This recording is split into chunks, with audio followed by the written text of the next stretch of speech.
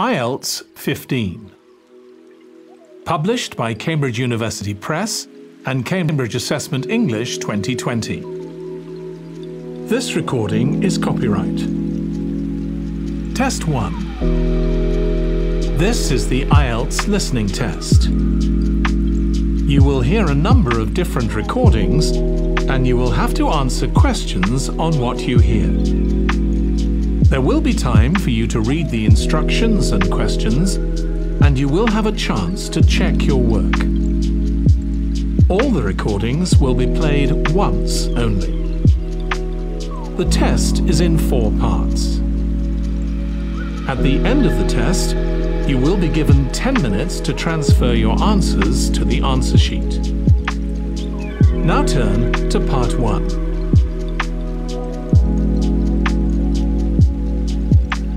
Part 1. You will hear a woman phoning a friend to get information about a job agency. First, you have some time to look at questions 1 to 5.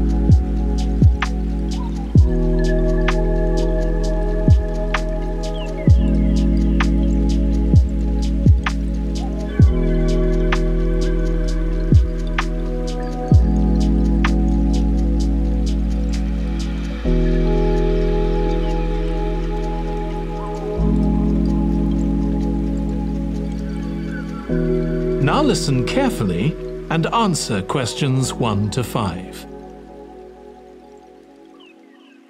Hello, William. This is Amber. You said to phone if I wanted to get more information about the job agency you mentioned. Is now a good time? Hi, Amber. Yes, fine. So the agency I was talking about is called Bankside. They're based in Docklands. I can tell you the address now, 497 East Side. OK, thanks. So is there anyone in particular I should speak to there? The agent I always deal with is called Becky Jameson. Let me write that down. Becky... Jameson. Jameson.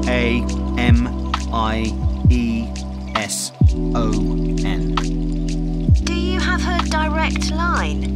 Yes, it's in my contacts somewhere. Right, here we are. 07866 510 333. I wouldn't call her until the afternoon if I were you. She's always really busy in the morning trying to fill last-minute vacancies. She's really helpful and friendly, so I'm sure it would be worth getting in touch with her for an informal chat. It's mainly clerical and admin jobs they deal with, isn't it? That's right. I know you're hoping to find a full-time job in the media eventually, but Becky mostly recruits temporary staff for the finance sector, which will look good on your CV and generally pays better too. Yeah, I'm just a bit worried because I don't have much office experience. I wouldn't worry. They'll probably start you as a receptionist or something like that. So what's important for that kind of job isn't so much having business skills or knowing lots of different computer systems, it's communication that really matters, so you'd be fine there. And you'll pick up office skills really quickly on the job. It's not that complicated. OK, good. So how long do people generally need temporary staff for? It would be great if I could get something lasting at least a month. That shouldn't be too difficult. But you're more likely to be offered something for a week at first, which might get extended. It's unusual to be sent somewhere for just a day or two. Right. I've heard the pay isn't too bad. Better than working in a shop or a restaurant. Oh yes, definitely. The hourly rate is about £10, $11 if you're lucky. That's pretty good. I was only expecting to get £8 or £9 an hour. Before you hear the rest of the conversation, you have some time to look at questions 6 to 10.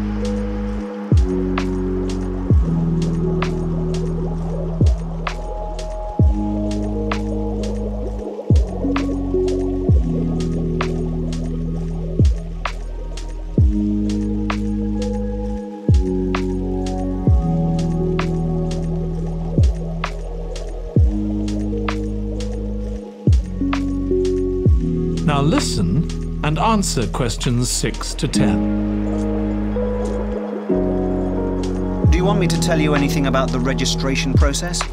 Yes, please. I know you have to have an interview. The interview usually takes about an hour, and you should arrange that about a week in advance. I suppose I should dress smartly if it's for office work. I can probably borrow a suit from Mum. Good idea. It's better to look too smart than too casual. Will I need to bring copies of my exam certificates or anything like that? No, they don't need to see those, I don't think. What about my passport? Oh yes, they will ask to see that. Okay. I wouldn't get stressed about the interview though. It's just a chance for them to build a relationship with you, so they can try and match you to a job which you'll like. So there are questions about personality that they always ask candidates, fairly basic ones, and they probably won't ask anything too difficult, like what your plans are for the future. Hope not. Anyway, there are lots of benefits to using an agency. For example, the interview will be useful because they'll give you feedback on your performance so you can improve next time. And they'll have access to jobs which aren't advertised. Exactly. Most temporary jobs aren't advertised. And I expect finding a temporary job this way takes a lot less time. It's much easier than ringing up individual companies. Yes, indeed. Well, I think That is the end of part 1. You now have 1 minute to check your answers to part 1.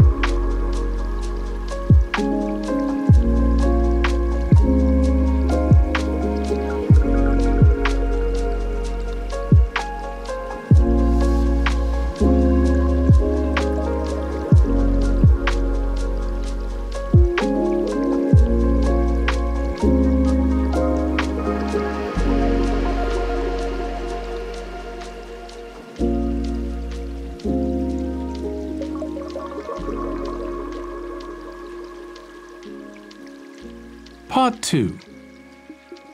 You will hear a woman giving a presentation about a holiday on an island in Britain that her company organises. First, you have some time to look at questions 11 to 14.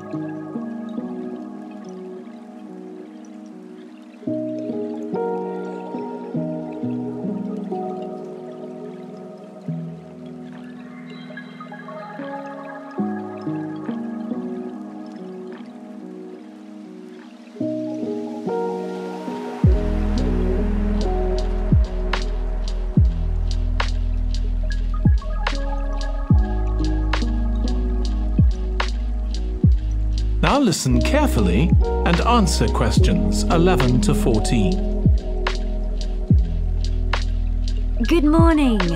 My name's Erica Matthews and I'm the owner of Matthews Island Holidays, a company set up by my parents. Thank you for coming to this presentation in which I hope to interest you in what we have to offer. We're a small family-run company and we believe in the importance of the personal touch. So we don't aim to compete with other companies on the number of customers. What we do is build on our many years' experience, more than almost any other rail holiday company, to ensure we provide perfect holidays in a small number of destinations, which we've got to know extremely well. I'll start with our 6-day Isle of Man holiday. This is a fascinating island in the Irish Sea, with Wales to the south, England to the east, Scotland to the north, and Northern Ireland to the west. Our holiday starts in Heysham, where your tour manager will meet you. Then you'll travel by ferry to the Isle of Man. Some people prefer to fly from Luton instead, and another popular option is to go by train to Liverpool and take a ferry from there. You have 5 nights in the hotel, and the price covers 5 breakfasts and dinners, and lunch on the 3 days when there are organised trips. Day 4 is free, and most people have lunch in a cafe or restaurant in Douglas. The price of the holiday includes the ferry to the Isle of Man, all travel on the island, the hotel, and the meals I've mentioned. Incidentally, we try to make booking our holidays as simple and fair as possible, so unlike with many companies, the price is the same whether you book 6 months in advance or at the last minute, and there's no supplement for single rooms in hotels. If you make a booking then need to change the start date, for example because of illness, you're welcome to change to an alternative date or a different tour for a small administrative fee. Before you hear the rest of the talk, you have some time to look at questions 15 to 20.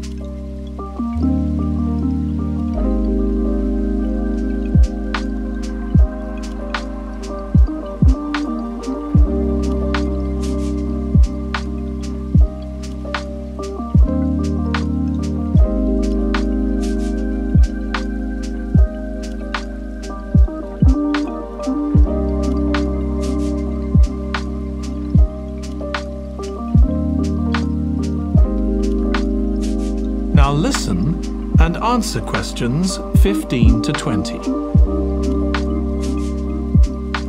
Okay, so what does the holiday consist of? Well, on day 1, you'll arrive in time for a short introduction by your tour manager, followed by dinner in the hotel. The dining room looks out at the river, close to where it flows into the harbour, and there's usually plenty of activity going on. On day 2, you'll take the coach to the small town of Peel, on the way calling in at the Tynwald exhibition. The Isle of Man isn't part of the United Kingdom, and it has its own parliament called Tynwald. It's claimed that this is the world's oldest parliament that's still functioning, and that it dates back to 979. However, the earliest surviving reference to it is from 1422, so perhaps it isn't quite as old as it claims. Day 3, we have a trip to the mountain Snaefell. This begins with a leisurely ride along the promenade in Douglas in a horse-drawn tram.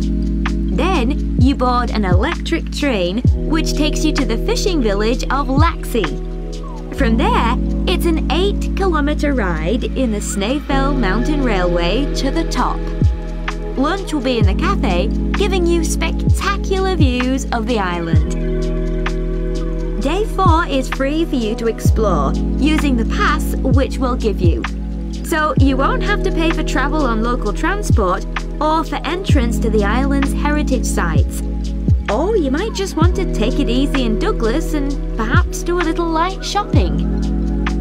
The last full day, day 5, is for some people the highlight of the holiday, with a ride on the steam railway from Douglas to Port Erin. After some time to explore, a coach will take you to the headland that overlooks the Calf of Man, a small island just off the coast.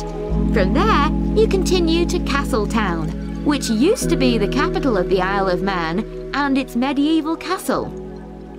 And on day 6, it's back to the ferry, or the airport if you flew to the island, and time to go home. Now, I'd like to tell you a bit more. That is the end of part 2. You now have 30 seconds to check your answers to part 2.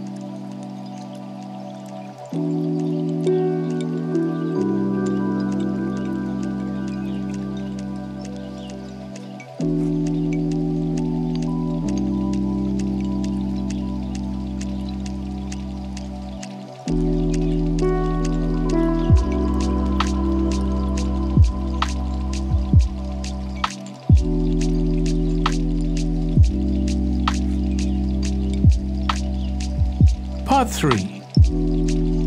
You will hear 2 psychology students discussing the effects of the order in which the children in a family are born. First, you have some time to look at questions 21 to 26.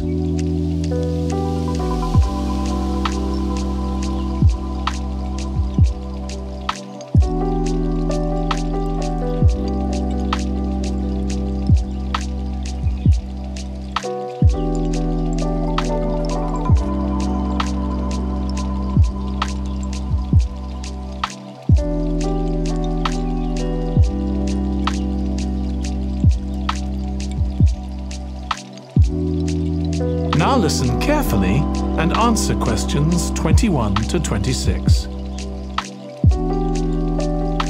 Ed, how are you getting on with the reading for our presentation next week? Well, okay, Ruth, but there's so much of it. I know. I hadn't realised birth order was such a popular area of research. But the stuff on birth order and personality is mostly unreliable. From what I've been reading, a lot of the claims about how your position in the family determines certain personality traits are just stereotypes, with no robust evidence to support them. Okay, but that's an interesting point. We could start by outlining what previous research has shown. There are studies going back over 100 years. Yeah, so we could just run through some of the typical traits. Like the consensus seems to be that oldest children are generally less well-adjusted because they never get over the arrival of a younger sibling. Right, but on a positive note, some studies claim that they were thought to be good at nurturing. Certainly in the past, when people had large families, they would have been expected to look after the younger ones. There isn't such a clear picture for middle children, but one trait that a lot of the studies mention is that they are easier to get on with than older or younger siblings. Generally eager to please and helpful, although that's certainly not accurate as far as my family goes. My middle brother was a nightmare, always causing fights and envious of whatever I had. As I said, none of this seems to relate to my own experience. I'm the youngest in my family, and I don't recognise myself in any of the studies I've read about. I'm supposed to have been a sociable and confident child who made friends easily, but I was actually terribly shy. Really? That's funny. There have been hundreds of studies on twins, but mostly about nurture versus nature. There was one on personality which said that a twin is likely to be quite shy in social situations because they always have their twin around to depend on for support. My cousins were like that when they were small. They were only interested in each other and found it hard to engage with other kids. They're fine now, though. Only children have had a really bad press. A lot of studies have branded them as loners who think the world revolves around them because they've never had to fight for their parents' attention. That does seem a bit harsh. One category I hadn't considered before was children with much older siblings. A couple of studies mentioned that these children grow up more quickly and are expected to do basic things for themselves, like getting dressed. I can see how that might be true, although I expect they're sometimes the exact opposite, playing the baby role and clamouring for special treatment. Before you hear the rest of the discussion, you have some time to look at questions 27 to 30.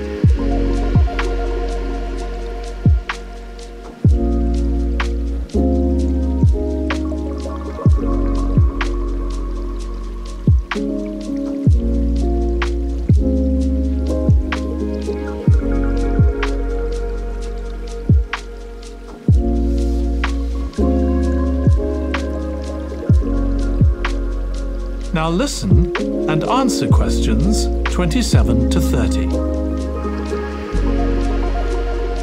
What was the problem with most of these studies, do you think? I think it was because, in a lot of cases, data was collected from only one sibling per family, who rated him or herself and his or her siblings at the same time. Some of the old research into the relationship between birth order and academic achievement has been proved to be accurate, though. Performances in intelligence tests decline slightly from the eldest child to his or her younger siblings. This has been proved in lots of recent studies. Yes, although what many of them didn't take into consideration was family size. The more siblings there are, the likelier the family is to have a low socio-economic status, which can also account for differences between siblings in academic performance. The oldest boy might be given more opportunities than his younger sisters, for example. Exactly. But the main reason for the marginally higher academic performance of oldest children is quite surprising, I think. It's not only that they benefit intellectually from extra attention at a young age, which is what I would have expected. It's that they benefit from being teachers for their younger siblings by verbalising processes. Right. and this gives them status and confidence, which again contributes in a small way to better performance. So, would you say sibling rivalry has been a useful thing for you? I think so. My younger brother was incredibly annoying, and we fought a lot. But I think this has made me a stronger person. I know how to defend myself. We had some terrible arguments, and I would have died rather than apologise to him. But we had to put up with each other, and most of the time we coexisted amicably enough. Yes, my situation was pretty similar. But I don't think having two older brothers made me any less selfish. I was never prepared to let my brothers use any of my stuff. That's perfectly normal. That is the end of part 3. You now have 30 seconds to check your answers to part 3.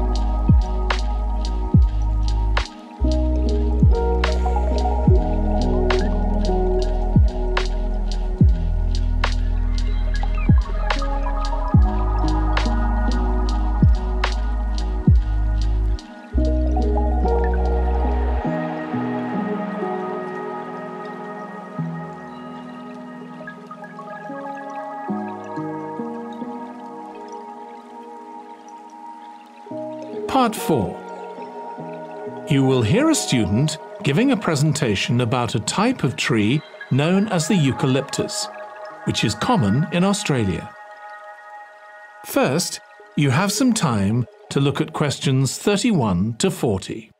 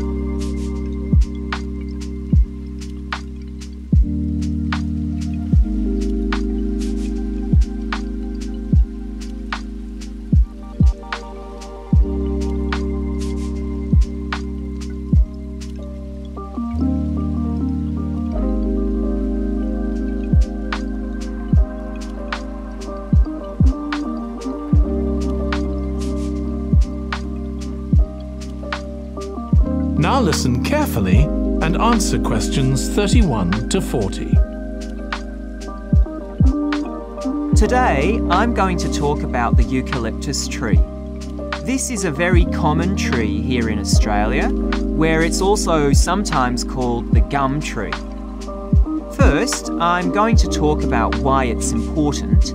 Then I'm going to describe some problems it faces at present. Right, well, the eucalyptus tree is an important tree for lots of reasons. For example, it gives shelter to creatures like birds and bats, and these and other species also depend on it for food, particularly the nectar from its flowers. So it supports biodiversity. It's useful to us humans too, because we can kill germs with a disinfectant made from oil extracted from eucalyptus leaves. The eucalyptus grows all over Australia, and the trees can live for up to 400 years. So it's alarming that all across the country, numbers of eucalyptus are falling because the trees are dying off prematurely. So, what are the reasons for this? One possible reason is disease. As far back as the 1970s, the trees started getting a disease called Mundula yellows. The tree's leaves would gradually turn yellow, then the tree would die.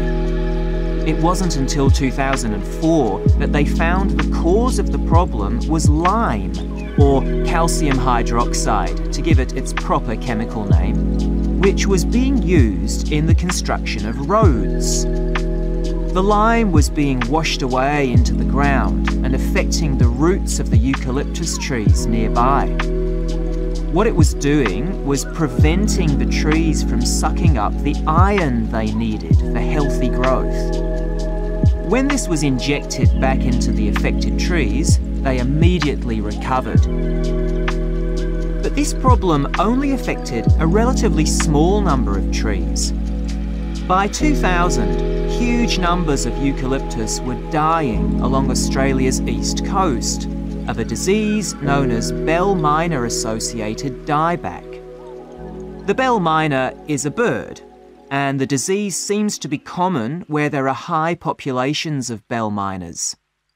Again, it's the leaves of the trees that are affected.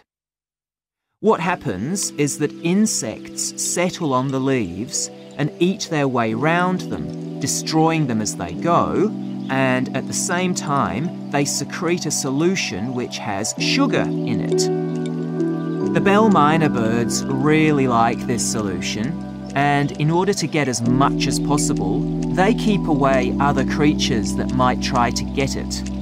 So these birds and insects flourish at the expense of other species, and eventually so much damage is done to the leaves that the tree dies.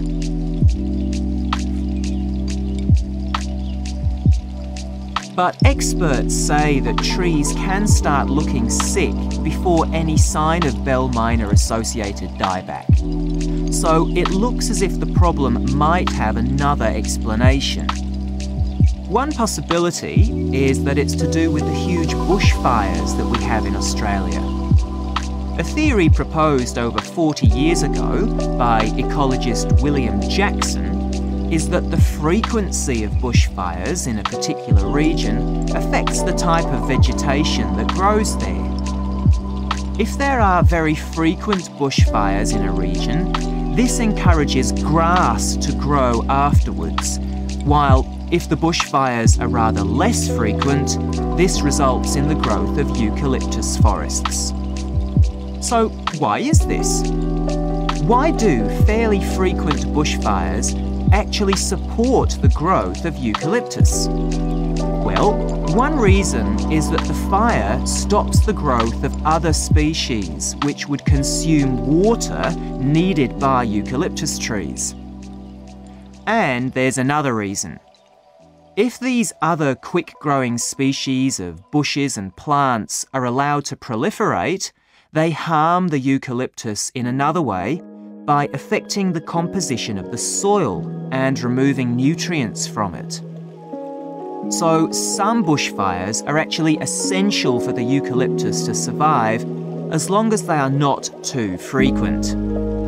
In fact, there's evidence that Australia's Indigenous people practiced regular burning of bushland for thousands of years before the arrival of the Europeans. But since Europeans arrived on the continent, the number of bushfires has been strictly controlled. Now, scientists believe that this reduced frequency of bushfires to low levels has led to what's known as dry rainforest, which seems an odd name, as usually we associate tropical rainforest with wet conditions. And what's special about this type of rainforest? Well, unlike tropical rainforest, which is a rich ecosystem, this type of ecosystem is usually a simple one. It has very thick, dense vegetation, but not much variety of species. The vegetation provides lots of shade, so one species that does find it ideal is the bell miner bird, which builds its nests in the undergrowth there. But again, that's not helpful for the eucalyptus tree. That is the end of part 4. You now have 1 minute to check your answers to part 4.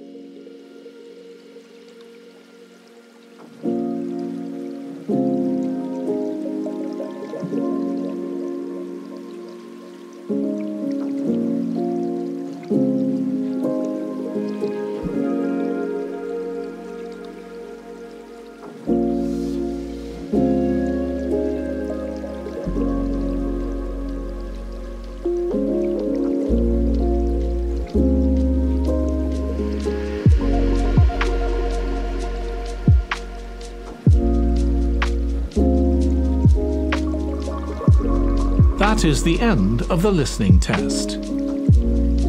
In the IELTS test, you would now have 10 minutes to transfer your answers to the answer sheet. Test 2. This is the IELTS listening test. You will hear a number of different recordings, and you will have to answer questions on what you hear. There will be time for you to read the instructions and questions, and you will have a chance to check your work. All the recordings will be played once only. The test is in 4 parts. At the end of the test, you will be given 10 minutes to transfer your answers to the answer sheet. Now turn to part 1. Part 1. You will hear a woman calling a tourist information office to ask about a festival. First, you have some time to look at questions 1 to 4.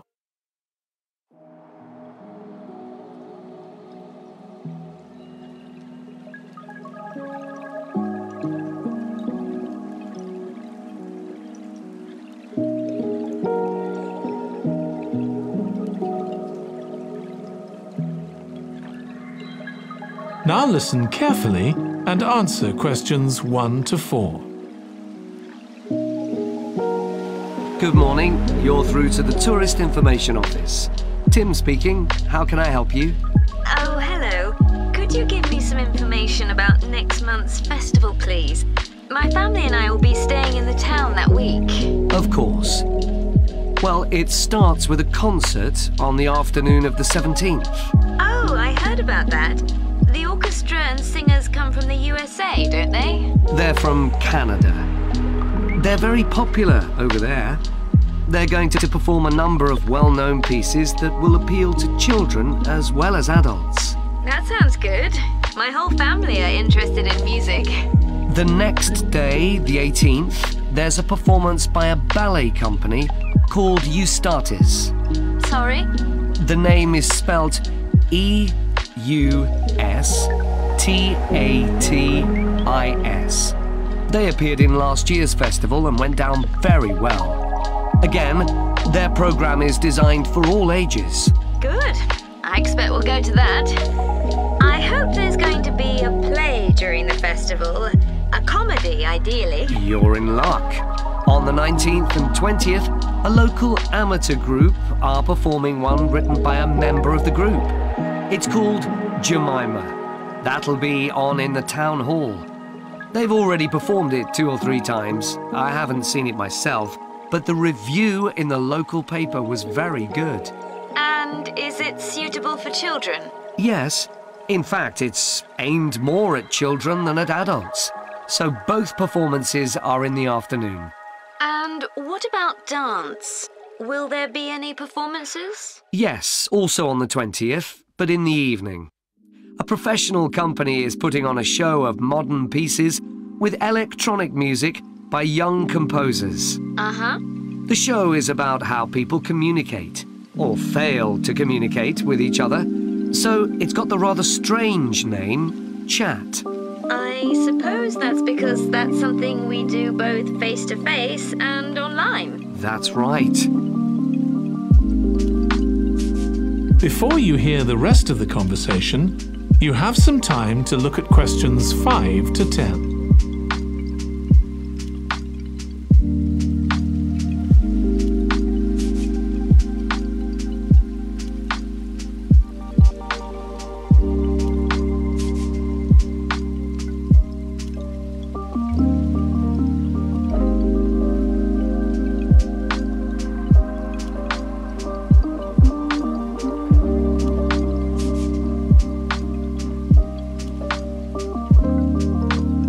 Now listen and answer questions 5 to 10.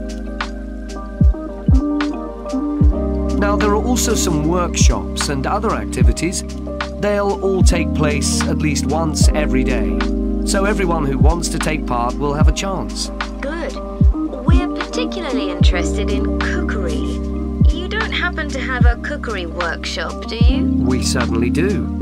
It's going to focus on how to make food part of a healthy lifestyle. And it'll show that even sweet things like cakes can contain much less sugar than they usually do. That might be worth going to. We're trying to encourage our children to cook. Another workshop is just for children, and that's on creating posters to reflect the history of the town. The aim is to make children aware of how both the town and people's lives have changed over the centuries. The results will be exhibited in the community centre. Then, the other workshop is in toy making, and that's for adults only. Oh, why is that? Because it involves carpentry.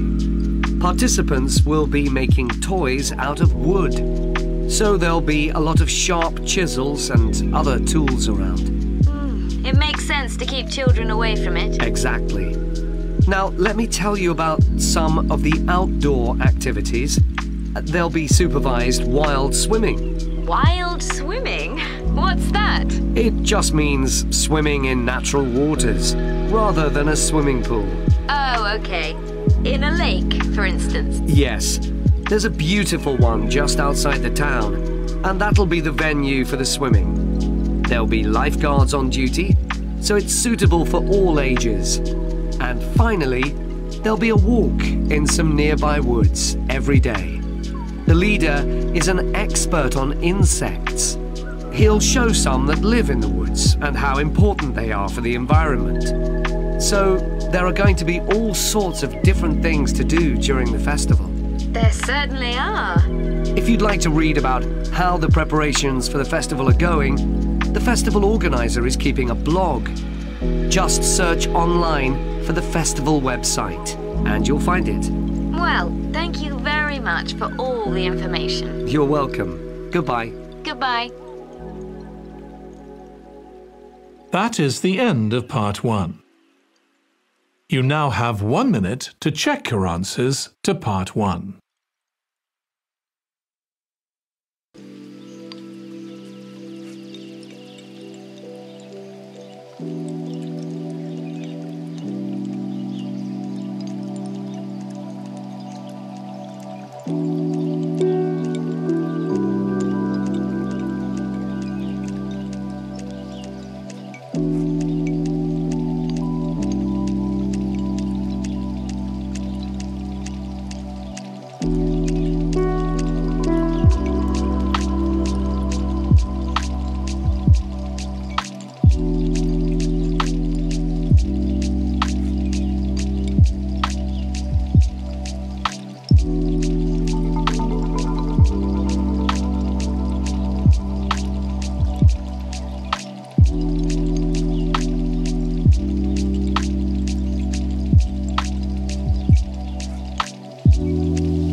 Part 2. You will hear part of a talk to a gardening club about a local park. First, you have some time to look at questions 11 to 14.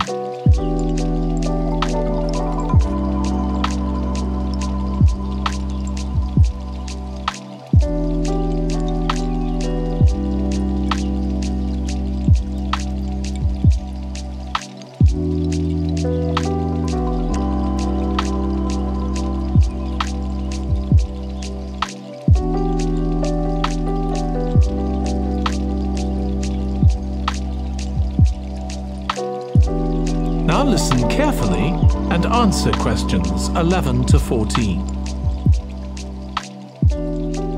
I'm very pleased to welcome this evening's guest speaker, Mark Logan, who's going to tell us about the recent transformation of Minster Park. Over to you, Mark. Thank you. I'm sure you're all familiar with Minster Park. It's been a feature of the city for well over a century, and has been the responsibility of the City Council for most of that time. What perhaps isn't so well known is the origin of the park. Unlike many public parks that started in private ownership, as the garden of a large house, for instance, Minster was some wasteland, which people living nearby started planting with flowers in 1892. It was unclear who actually owned the land, and this wasn't settled until 20 years later, when the council took possession of it. You may have noticed the statue near one of the entrances. It's of Diane Gosforth, who played a key role in the history of the park. Once the council had become the legal owner, it planned to sell the land for housing. Many local people wanted it to remain a place that everyone could go to enjoy the fresh air and natural environment. Remember, the park is in a densely populated residential area.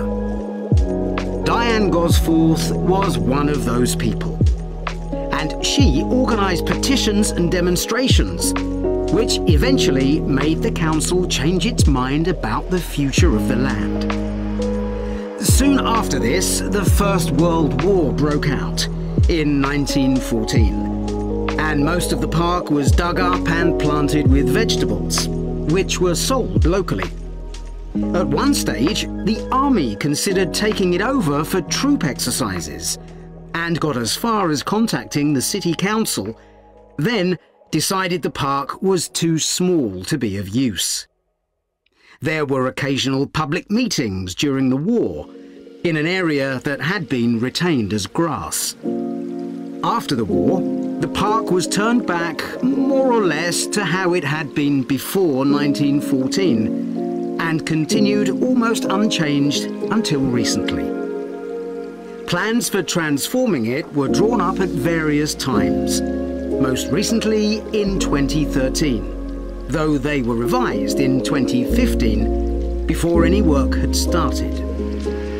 The changes finally got going in 2016 and were finished on schedule last year.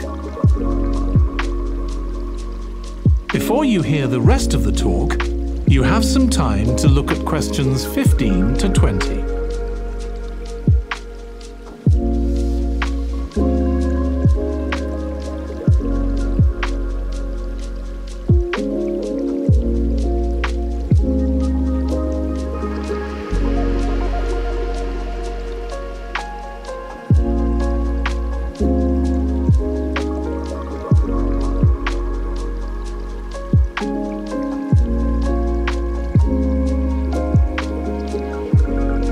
Now listen and answer questions 15 to 20. Okay, let me tell you about some of the changes that have been made and some things that have been retained. If you look at this map, you'll see the familiar outline of the park, with the river forming the northern boundary, and a gate in each of the other three walls. The statue of Diane Gosforth has been moved. It used to be close to the south gate, but it's now immediately to the north of the lily pond, almost in the centre of the park, which makes it much more visible. There's a new area of wooden sculptures, which are on the riverbank, where the path from the east gate makes a sharp bend. There are two areas that are particularly intended for children. The playground has been enlarged and improved, and that's between the river and the path that leads from the pond to the river. Then there's a new maze, a circular series of paths separated by low hedges. That's near the west gate. You go north from there towards the river and then turn left to reach it. There have been tennis courts in the park for many years, and they've been doubled, from 4 to 8. They're still in the southwest corner of the park, where there's a right-angled bend in the path. Something else I'd like to mention is the new fitness area. This is right next to the lily pond on the same side as the west gate. Now, as you're all gardeners, I'm sure you'll like to hear about the plants that have been chosen for the park. That is the end of part 2. You now have 30 seconds to check your answers to part 2.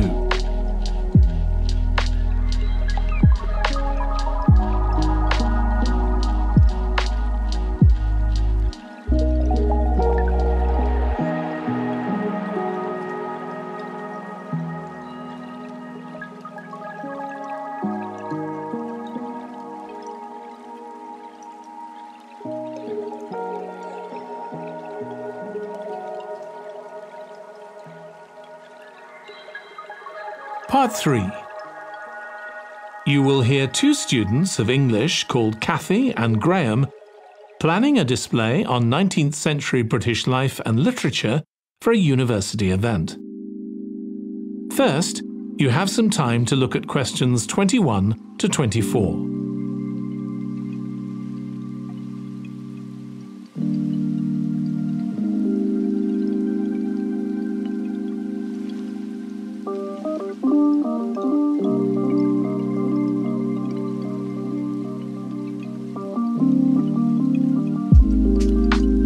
Now listen carefully and answer questions 21 to 24.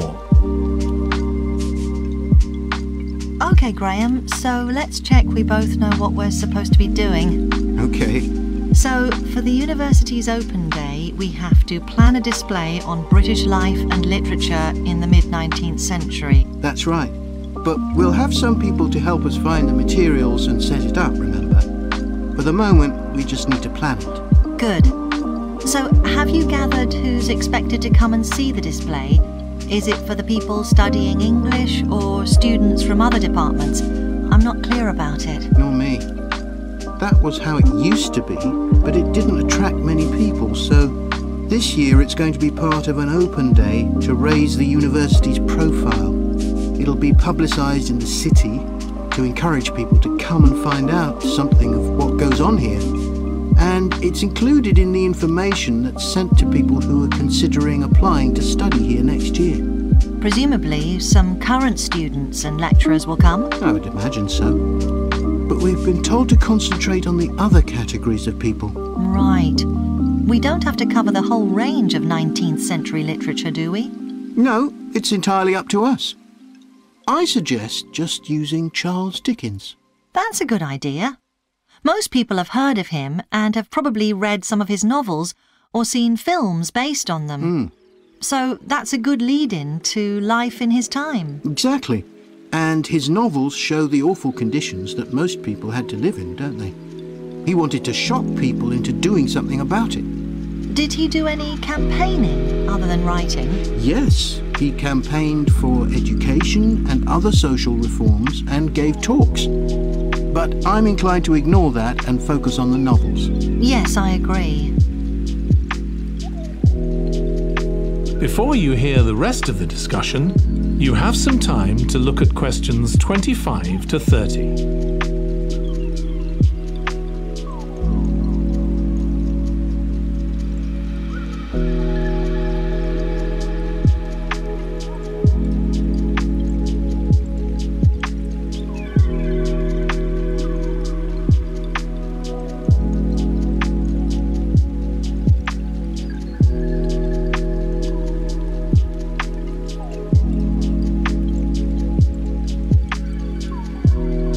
Now listen and answer questions 25 to 30. OK, so now shall we think about a topic linked to each novel? Yes, I've printed out a list of Dickens's novels in the order they were published, in the hope you'd agree to focus on him. You're lucky I did agree. Let's have a look. OK, the first was The Pickwick Papers, published in 1836. It was very successful when it came out, wasn't it? And was adapted for the theatre straight away. There's an interesting point, though, that there's a character who keeps falling asleep, and that medical condition was named after the book, Pickwickian syndrome. Oh, so why don't we use that as the topic and include some quotations from the novel? Right. Next is Oliver Twist. There's a lot in the novel about poverty, but maybe something less obvious. Well, Oliver is taught how to steal, isn't he? We could use that to illustrate the fact that very few children went to school, particularly not poor children, so they learnt in other ways. Good idea. What's next? Maybe Nicholas Nickleby? Actually, he taught in a really cruel school, didn't he? That's right. But there's also the company of touring actors that Nicholas joins. We could do something on theatres and other amusements of the time. We don't want only the bad things, do we? OK. What about Martin Chuzzlewit? He goes to the USA, doesn't he? Yes. And Dickens himself had been there a year before and drew on his experience there in the novel. I wonder, though, the main theme is selfishness. So we could do something on social justice? No, too general. Let's keep to your idea. I think it would work well. He wrote Bleak House next. That's my favourite of his novels. Yes, mine too. Oh, His satire of the legal system is pretty powerful. that's true. But think about Esther, the heroine. As a child, she lives with someone she doesn't know is her aunt, who treats her very badly. Then she's very happy living with her guardian, and he puts her in charge of the household. And at the end, she gets married, and her guardian gives her and her husband a house, where, of course, they're very happy. Yes, I like that. What shall we take next? Little Dorrit? Old Mr. Dorrit has been in a debtor's prison for years. So was Dickens's father, wasn't he? That's right. What about focusing on the part when Mr. Dorrit inherits a fortune and he starts pretending he's always been rich? Good idea. Okay. So next we need to think about what materials we want to illustrate each issue. That's going to be quite hard. That is the end of part 3. You now have 30 seconds to check your answers to part 3.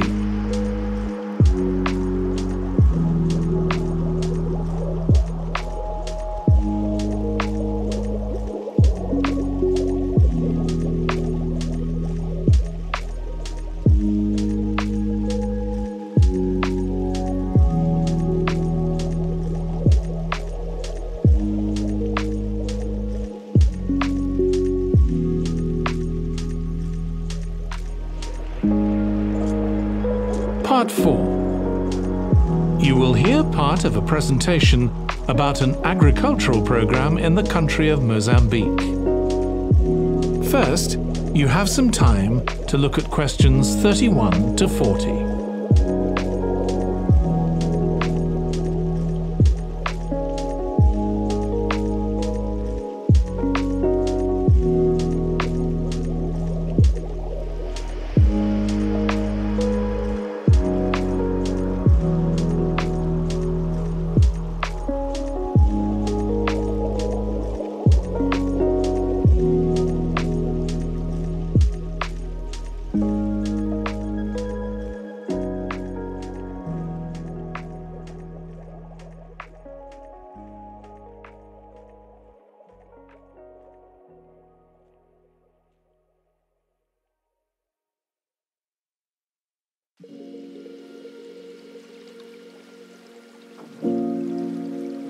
Now listen carefully and answer questions 31 to 40.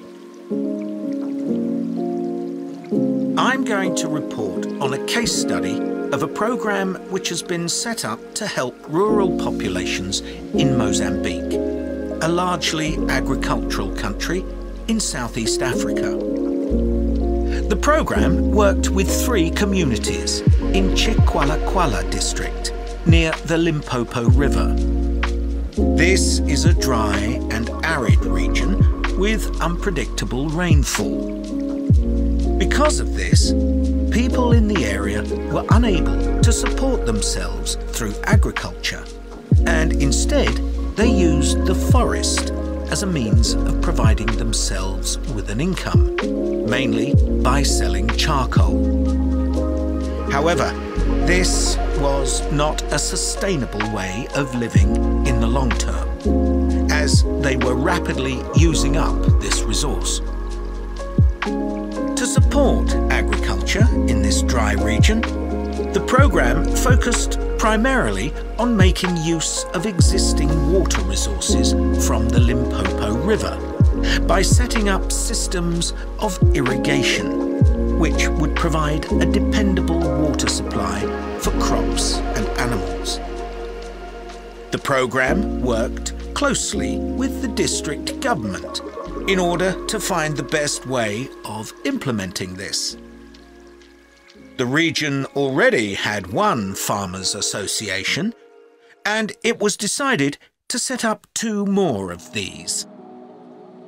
These associations planned and carried out activities including water management, livestock breeding and agriculture.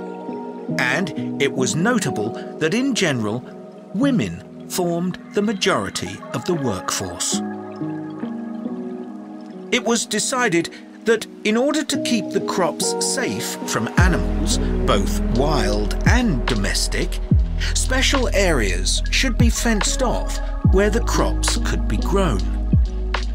The community was responsible for creating these fences, but the program provided the necessary wire for making them. Once the area had been fenced off, it could be cultivated. The land was dug so that vegetables and cereals appropriate to the climate could be grown, and the program provided the necessary seeds for this.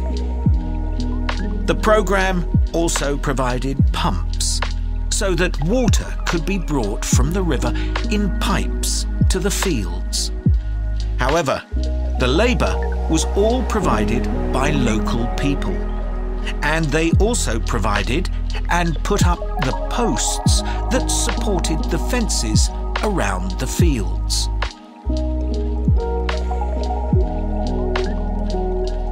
Once the program had been set up, its development was monitored carefully. The farmers were able to grow enough produce not just for their own needs, but also to sell. However, getting the produce to places where it could be marketed was sometimes a problem, as the farmers did not have access to transport, and this resulted in large amounts of produce, especially vegetables, being spoiled. This problem was discussed with the farmers' associations, and it was decided that in order to prevent food from being spoiled, the farmers needed to learn techniques for its preservation. There was also an additional initiative that had not been originally planned, but which became a central feature of the program. This was when farmers started to dig holes for tanks in the fenced-off areas and to fill these with water and use them for breeding fish, an important source of protein. After a time, another suggestion was made by local people which hadn't been part of the program's original proposal, but which was also adopted later on. They decided to try setting up colonies of bees, which would provide honey both for their own consumption and to sell. So, what lessons can be learned from this program? First of all, it tells us that in dry, arid regions, if there is access to a reliable source of water, there is great potential for the development of agriculture. In Chikwalakwala, there was a marked improvement in agricultural production, which improved food security and benefited local people by providing them with both food and income. However, it's important to set realistic timelines for each phase of the program, especially for its design, as mistakes made at this stage may be hard to correct later on. The program demonstrates that sustainable development is possible in areas where... That is the end of part 4. You now have 1 minute to check your answers to part 4.